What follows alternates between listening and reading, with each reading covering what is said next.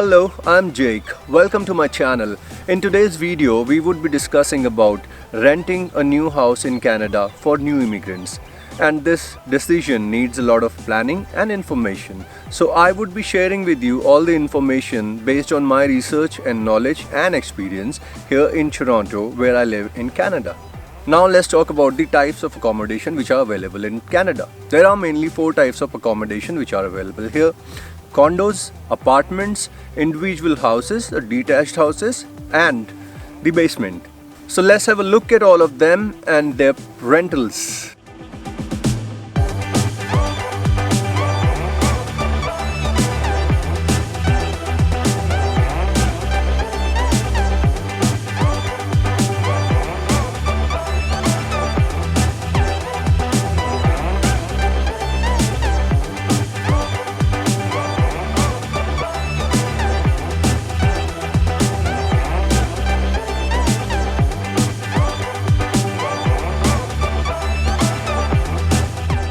So now you have seen the type of accommodation which is available for renting. Let's talk about each of them one by one.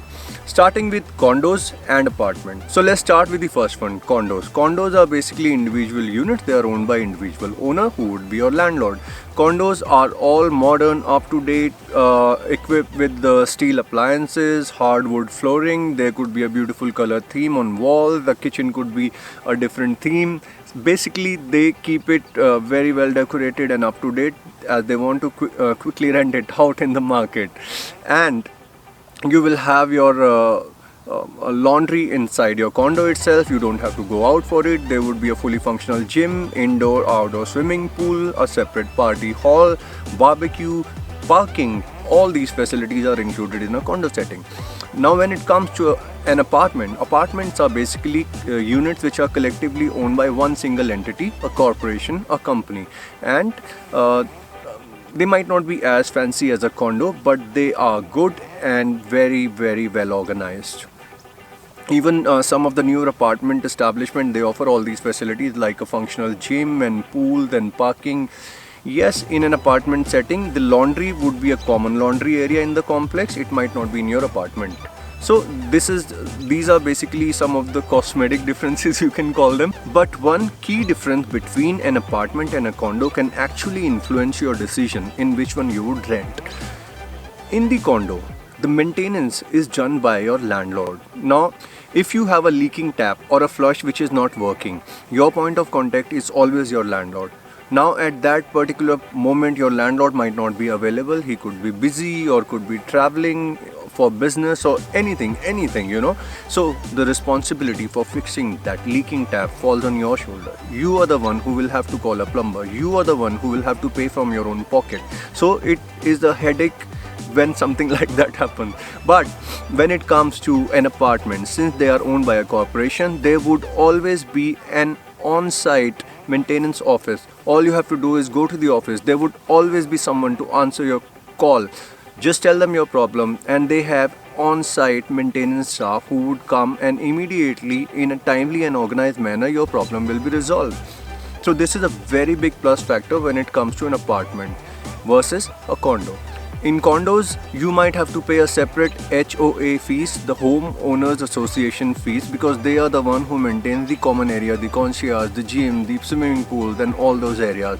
Now this fees could be included either in your rent, or you might have to pay it separately every month. But when it comes to an apartment, there is no maintenance fees. It's free of cost. You don't have to pay anything.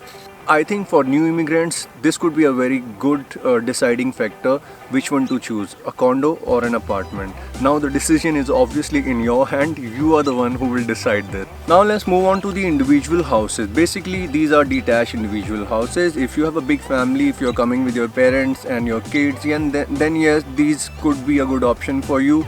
But in my experience, though I live in a basement, but my landlord, one of the morning when there was heavy snowfall and it was snow outside everywhere, he was cleaning it, so I joined to help him.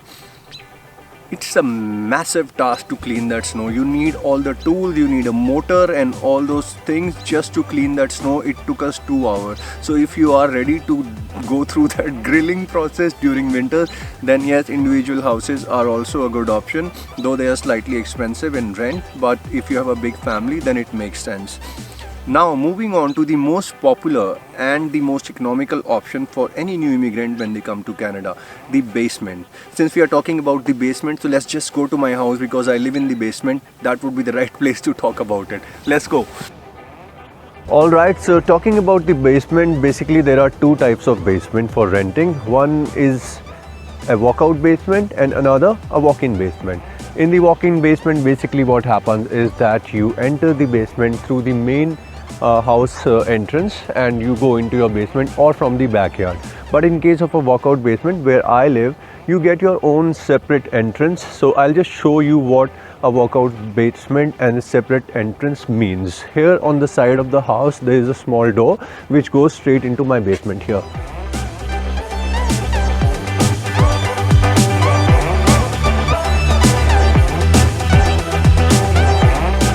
So this is my separate entrance to get inside my basement. This is the door which is also again separate from the main house entrance. So I just open this door and here I enter my house.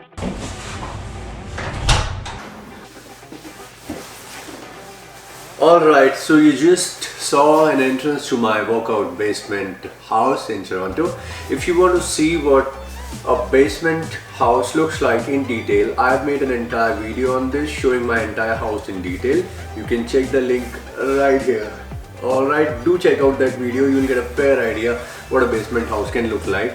Now moving on to the basement house. Getting a basement is actually a very good decision for new immigrants when they come here. In basement, the leasing terms are pretty flexible and you can even end up getting a deal where the entire basement is furnished. You don't even have to buy any furniture. Like my basement, I got it entirely furnished and all the utilities, the electricity, water, gas, internet, everything is included in my rental deal. So in basements, these deals can be found easily.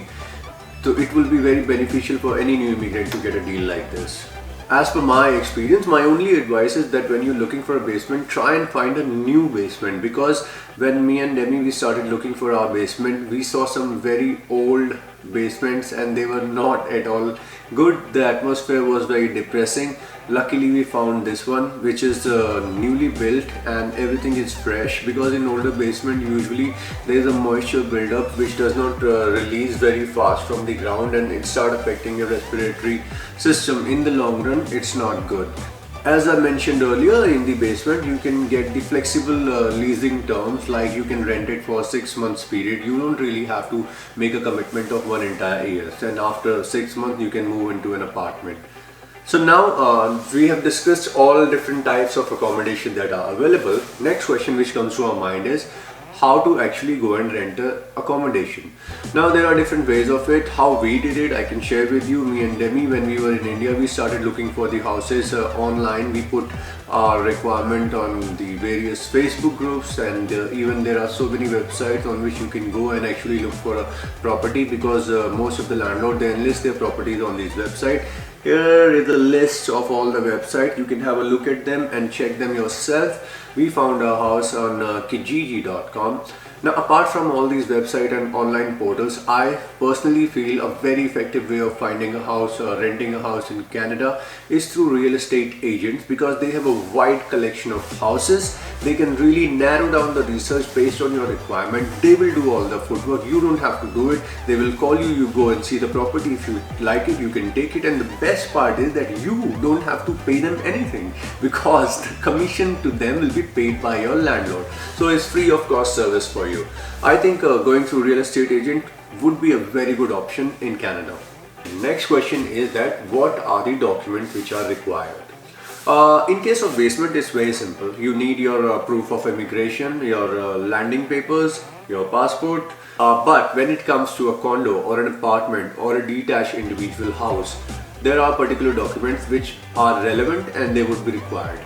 Your employment letter, your salary stubs, your credit report, which is very important, and of course your proof of immigration, your landing paper, passports and all. Basically, in some of the cases they can even ask for a local reference because they want to be sure that you would be able to pay your rent on time. Now we move on to the location. What would be an ideal location? Now I'll share my experience. When me and Demi were looking for houses, we were at the same time even looking for the jobs, where the jobs are. And as per our research, we found that in Toronto, most of the jobs are in downtown area or areas which are nearby downtown. So that's how strategically we decided that we want to stay closer to downtown, and we moved into Scarborough. Scarborough is around 40 minutes away from downtown, and Scarborough itself is a big hub where lots of jobs are. In fact, my current job where I'm working right now is in Scarborough itself. I mean, it takes only 15 minutes for me to reach my job. According to my research, and as far as I have seen here in Toronto, the places which are most ideal for new immigrants are North York, Scarborough, Markham, Victoria Park Avenue. These are the places which are all connected to public transit, and commute is very easy, houses are affordable, and these areas themselves have lots of jobs in them. You really don't even have to go to downtown, but even if you have to go to downtown, they are very well connected or not very far.